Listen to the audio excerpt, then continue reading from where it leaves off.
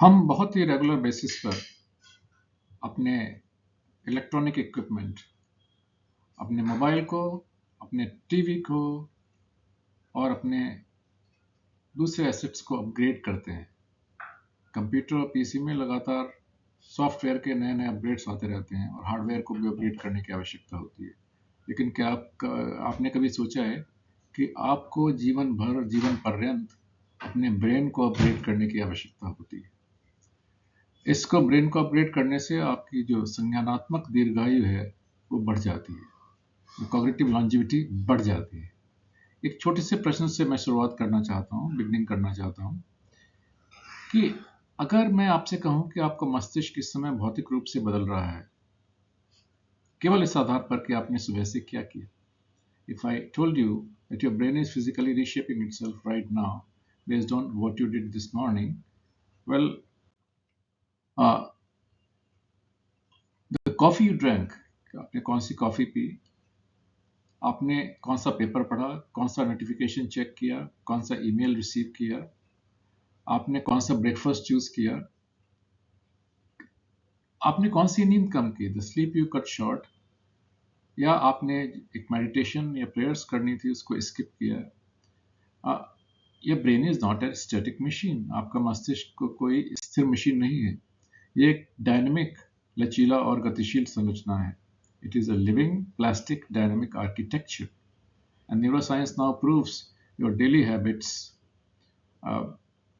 sculpt your brain. आपकी रोज की आदतें आपके ब्रेन को आकार देती हैं। न्यूरोसाइंस ये प्रूव कर चुका है।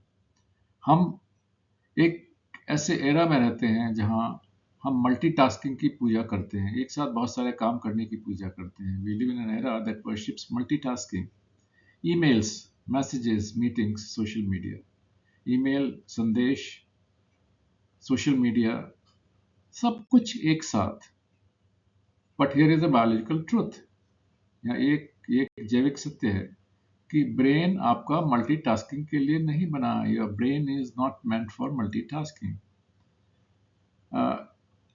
इट टास्क स्विचेस, ये केवल कार्य बदलता है, एक साथ कई कार्य नहीं कर सकता। एवरी टाइम यू स्विच, आप जब भी हर बार स्विच करते हैं, आपका प्री फ्रंटल कॉर्टेक्स जो ब्रेन के आगे वाला पार्ट है और आपका डिसीजन मेकिंग में और आपके रैशनल अप्रोच में जिसका सबसे बड़ा योगदान है, उसको डिसएंगेज करना होता है और री एंगेज करना होता है।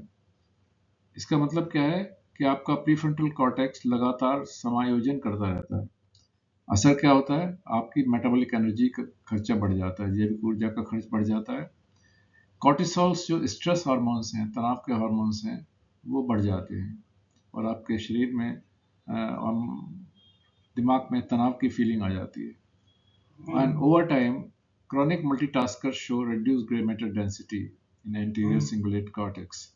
Anterior cingulate cortex में जहाँ पर कि बहुत ज़्यादा प्रोसेसिंग होती है और डेटा एकत्रित होता है, एक chronic over a period of time जो क्रॉनिक मल्टीटास्कर हैं, जो लगातार मल्टीटास्क करने वाले हैं, उनमें ग्रे मैटर कम होता चला जाता है और ग्रे मैटर कम होने से आपकी ब्रेन की कैपेसिटी भी कम हो जाती है।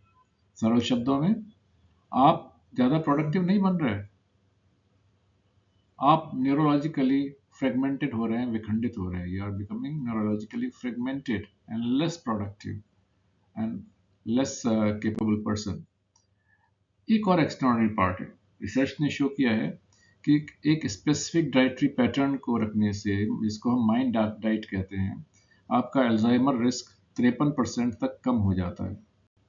इसमें कोई सप्लीमेंट नहीं है, कोई मिरेकल पिल्स नहीं है क्या? केवल हरी पत्तेदार सब्जियां, बेरीज, नट्स, साबुत अनाज, होल ग्रेन्स, ओलिव ऑयल, ये कोई ऑल्टरनेटिव मेडिसिन नहीं है। This is not medicine, this is how you can keep your brain young. आपके मस्तिष्क को युवा रखने के लिए ये सब आवश्यक है। ये एक क्लिनिकल न्यूरोसाइंस है। जो लोग स्ट्रांगली डाइट को एडहेयर करते हैं, उनको देखा गया है कि वो अपने एज से कम 7.5 साल यंगर होते हैं इस तरह की डाइट का पालन करने से। You can literally eat for neuro protection, आप इसे वास्तव में न्यूरो प्रोटेक्शन के लिए खा रहे हैं, आपके ब्रेन के और मस्तिष्क के प्रोटेक्शन के लिए खा रहे हैं।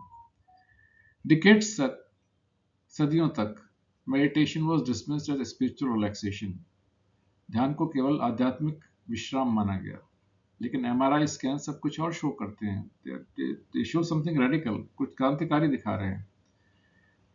Long term meditators have thicker cortical regions in their prefrontal cortex. दीर्घकालीन ध्यानकर्ता जो होते हैं उनके प्रीफ्रंटल कॉर्टेक्स में मोटा कॉर्टेक्स पाया गया। इसका क्या मतलब है कि वो उनका जो कॉर्टिकल रीजन जो थिक हो गया है, उसमें उनकी कैपेसिटी प्रोसेसिंग की और डेटा स्टोरेज की और साथ में सॉफ्टवेयर्स, मेंटल सॉफ्टवेयर्स को एकत्रित करने की कैपेसिटी बढ़ जाती है।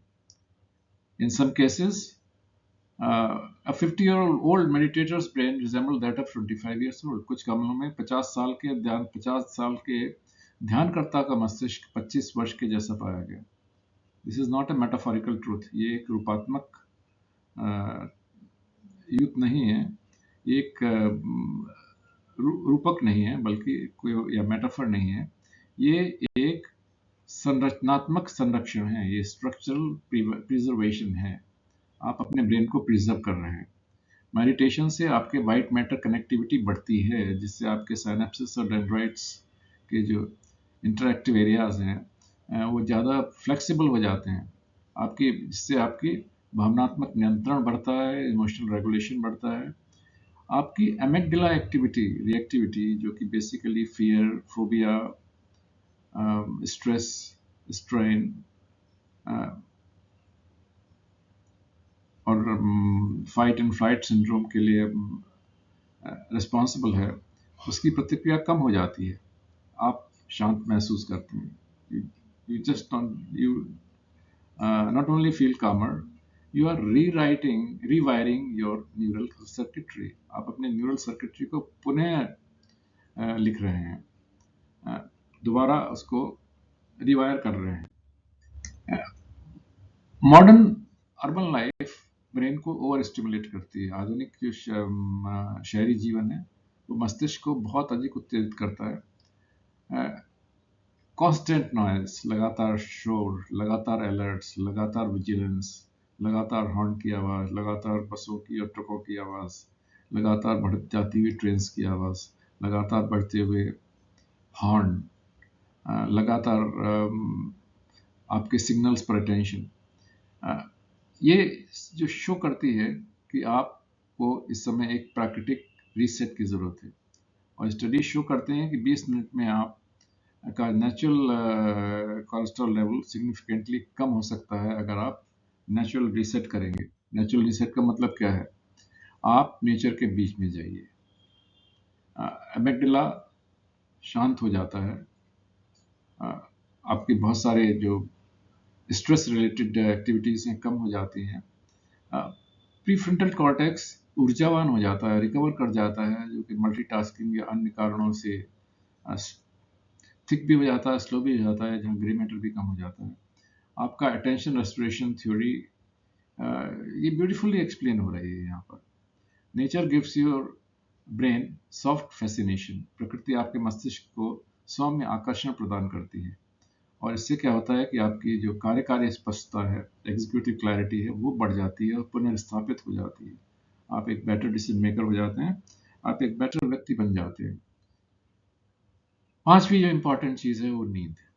When you sleep, you are not inactive. जब आप सोते हैं आप निष्क्रिय नहीं होते, आपका ब्रेन मेंटेनेंस मोड में चला जाता है।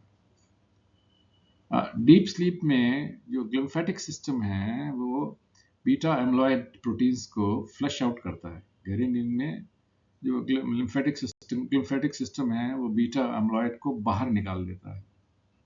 ये प्रोटीन्स अल्जाइमर डिजीज से तथा ब्रेन फैग से एसोसिएटेड होते हैं। अगर स्लीप को आप शॉर्टकट करेंगे तो आप अपने ब्रेन में बहुत सारी मेटाबॉलिक वेस्ट छोड़ रहे हैं, आप अपने मस्तिष्क में विषैले अवशेष छोड़ रहे हैं। स्लीप लेजीनेस नहीं है, नींद आलस्य नहीं है। नींद एक तरह का न्यूरो प्रोटेक्शन है, ये आपके न्यूरॉन्स को और आपके माइंड को प्रोटेक्शन देता है। Exercise is yet another area. Exercise करने से क्या होता है, आपके brain derived neurotropic factors BDNF release होते हैं। ये आपके न्यूरॉन्स के फर्टिलाइजर हैं, ये आपके न्यूरॉन्स के लिए उर्वरक जैसा काम करते हैं। इनसे न्यूरोजेनेसिस हिप्पोकैम्पस में पैदा होती है, यानी नए नए न्यूरॉन्स का निर्माण होता है। What it means that you are physically expanding your memory capacity. आप अपने ब्रेन की मेमोरी कैपेसिटी, और यहाँ दोनों तरह की मेमोरी है। यहाँ वो मेमोरी भी है जो डेटा स्टोर करती है, वो मेमोरी भी है जो आपके सॉफ्टवेयर को स्टोर करती है और आपके ब्रेन की कैपेसिटी को स्टोर करती है। यहाँ पे लाखों हजारों करोड़ों फार्मूला और मेमोरीज भरी होती हैं जो आपके अंदर क्रिएटिविटी लाती हैं, और ये क्रिएटिविटी के लिए रिस्पॉन्सिबल है। इसीलिए क्रिएटिव एक्टिविटीज़ वालों को तो बहुत ही बैलेंस ढंग से एक्सरसाइज करनी आवश्यक है। फाइनल रिफ्लेक्शन क्या है यहाँ पर, रियल क्वेश्चन क्या है, वास्तविक प्रश्न क्या है? क्या आपका मस्तिष्क प्रतिदिन स्वयं को बदल रहा है? Is the brain reshaping itself every day? Yes. What architecture are you building? आप किस प्रकार की संरचना बना रहे हैं? एक डिस्ट्रैक्टेड ब्रेन बना रहे हैं, विचलित मस्तिष्क, या एक स्टेबल ब्रेन, या एक डिसिप्लिन ब्रेन, एक अनुशासित मस्तिष्क? स्ट्रेस न्यूट्रल नेटवर्क, क्या आप तनावग्रस्त न्यूरल नेटवर्क बना रहे हैं, या स्ट्रेस न्यूरल नेटवर्क बना रहे हैं, या आप एक रेजिलियंट कॉग्निटिव सिस्टम बना रहे हैं, या आप लचीला संज्ञानात्मक तंत्र बना रहे हैं, आप एक लचीला ब्रेन बना रहे हैं? Your habits are not small, आपकी आदतें छोटी नहीं हैं, वो बेसिकली आपके निर्देश हैं ब्रेन को। ये संरचनात्मक निर्देश हैं, संरचनात्मक कमांड्स हैं। हर नोटिफिकेशन, हर न्यूज़, हर सीरियल, हर बार टीवी जो आप, हर पेपर जो आप चेक करते हैं, हर वेजिटेबल जो आप खाते हैं, हर सब्जी जो खाते हैं, हर घंटे जो आप स्लीप करते हैं, सोते हैं और अपने आप को सुरक्षित बनाते हैं, हर मोमेंट का फोकस जो आप डिफेंड करते हैं, जिसको आप संरक्षित करते हैं, you are not just living, आप केवल जी नहीं रहे हैं, आप अपने ब्रेन को इंजीनियर कर रहे हैं, आप अपने मस्तिष्क का अभियांत्रिकीकरण कर रहे हैं, आप अपने ब्रेन को री इंजीनियर कर रहे हैं। And that may be the most powerful act of leadership in 21st century. 21st century में अपने ब्रेन को प्रॉपरली मेंटेन करना आपकी लीडरशिप का सबसे बड़ा पार्ट हो सकता है, सबसे शक्तिशाली कार्य हो सकता है। कृपया इन 7 चीज़ों का ध्यान रखिए और अपने ब्रेन को रीबूट कीजिए और एक कॉग्निटिवली, मेंटली पावरफुल व्यक्ति बनिए। Thank you very much.